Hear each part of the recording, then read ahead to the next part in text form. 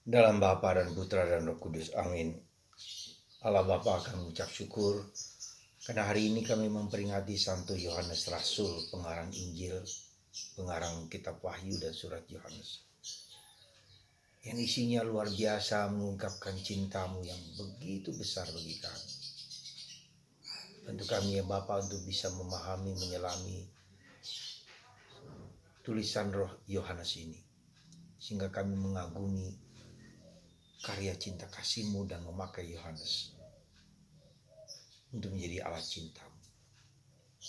Demi Kristus Tuhan dan pengantara kami. Amin. Para saudara, hari ini kita memperingati seorang rasul pengarang Injil yang luar biasa. Saya katakan sangat luar biasa. Beliau digoreng hidup-hidup dengan minyak, tapi tidak terjadi apa-apa.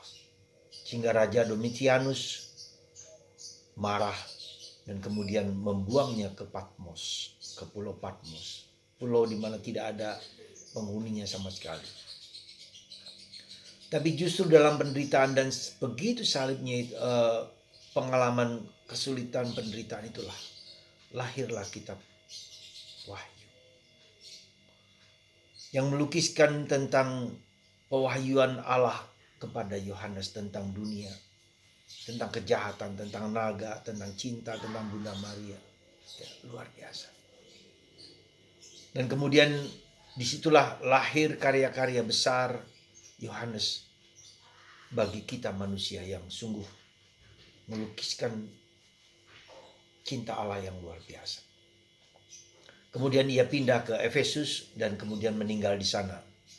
Dia mempunyai murid yang bernama Polikarpus dan Polikarpus mempunyai murid bernama Irenaeus, bapak-bapak gereja yang melukiskan tentang Yesus dengan sangat indah dan luar biasa.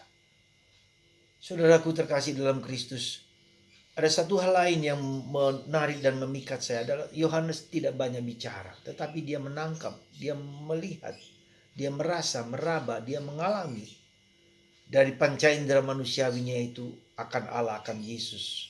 Dan itulah menjadi yang diwartakan kepada orang lain. Kesaksian hidup Yesus menjadi saksi akan keilahian, akan keabadian, akan kekekalan. Dan itu diwartakan. Saya kira ini panggilan yang paling utama di zaman sekarang ini. Ketika orang mengalami Yesus, itu mengalami Yesus sendiri. Lalu mewartakannya kepada orang lain dengan penuh keyakinan, dengan penuh iman. Dan ini yang saya kira menjadi suatu kunci kita dalam pewartaan di saat sekarang ini. Karena itulah maka kita mohon rahmat supaya kita bisa mengalami Yesus. Merasakan Yesus.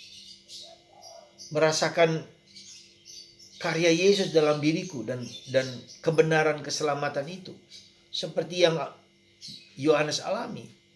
Melihat, memegang, mencium, mendengarkan. Dan semoga banyak orang Katolik sungguh-sungguh diubah oleh Yesus, oleh kehadiran Yesus dalam hidup mereka. Dan mereka membagikannya kepada semua orang untuk beriman dan percaya kepada Yesus, Sang Penebus, Sang Penyelamat, Sang Pembebas. Para saudara, inilah yang saya kira yang kita butuhkan di zaman ini. Bukan banyak omong, bukan banyak bicara, tetapi memberi kesaksian tentang Yesus, tentang hidup Yesus dimanapun kita berada. Semoga Anda yang mendengarkan renungan saya ini juga bisa mengalami Yesus yang hidup, Yesus yang jaya, Yesus yang mulia, Yesus yang dialami, disaksikan oleh umat Allah.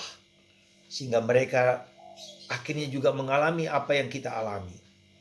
Ya, semoga Tuhan memberkati kita, menguatkan kita dan membuat kita semakin mencintai dan mengalami Yesus. Dan kita membagikannya kepada orang lain. Berkat Tuhan atas Anda dan atas kita semua. Sehingga Allah yang agung besar itu juga kita alami dan kita rasakan. Tuhan memberkati Anda semua, Bapa, Putra, dan Roh Kudus. Amin.